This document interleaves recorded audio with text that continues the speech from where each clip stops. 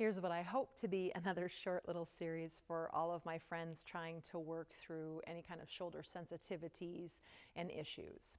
So you have scapula, 2 of them, aka shoulder blades, right? So they're one of the main movers of the shoulder. So we can take them through the 4 motions and try to increase the range of motion in the shoulder blade, which will affect any of the lifting of the arms or things, right? So shoulder blades lift up to the ears. They're going to move around the side of the rib cage, forward. They're going to move down to the buttocks. Go nice and slow with me if you don't mind. Move them into each other like elevator doors. I'm going to give you the fancy names. Up is, to the ears, I should say, is elevation. Forward is protraction. Down is depression to the buttocks, right? And together is retraction. Go ahead and do that again, nice and slow, moving this direction, trying to hit as wide of a circle as you possibly can.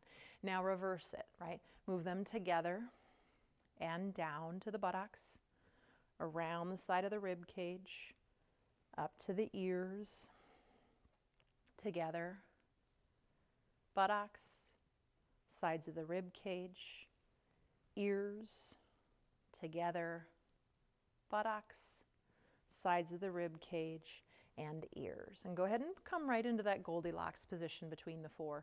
So we did that standing, because I think we should do that every day, all of us. I really do. That's a motion I try to bring in every single day, a few times a day. But that said, we're going to try and do a little bit of weight bearing, assuming that you weren't in pain and those motions are okay for you. It's okay if they're not full range, a smaller range of motion than what you had, say, before the issue or the injury. But you don't want to push into pain, right? So the next piece is I come into what's called tabletop in yoga. I have my wrists under my hands, my knees underneath my hips. And then from there, I start in that Goldilocks position, right? Where I'm not in any of the 4 extremes of the shoulder blades. I'm going to move my thighs into an imaginary block so I feel my low belly toning up, my corset, I call it, right? Transversus abdominis is the fancy name. Now we're going to try and do those shoulder blade motions again while we're bearing weight. If this is not right for you yet and your shoulder's not there yet, don't do it. Just do the one from standing, right? But you can play with it a little. Shoulder blades towards the ears. So I'm going to talk about body parts so it hopefully translates from what we just did. Around the side of the rib cage, to the buttocks, together like elevator doors.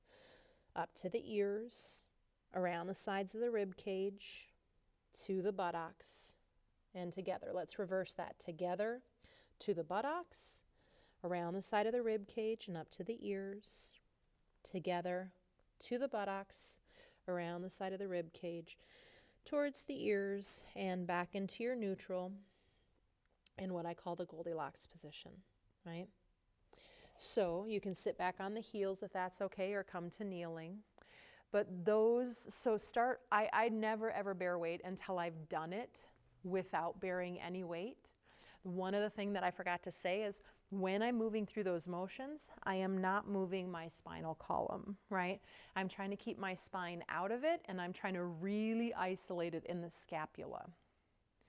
And that, my friends, if you don't know, the shoulder blade and the arm bone, the upper arm bone, the humerus, are the 2 main movers, bone-wise, of the shoulders, and then all the muscle and fascia and everything else around the shoulder.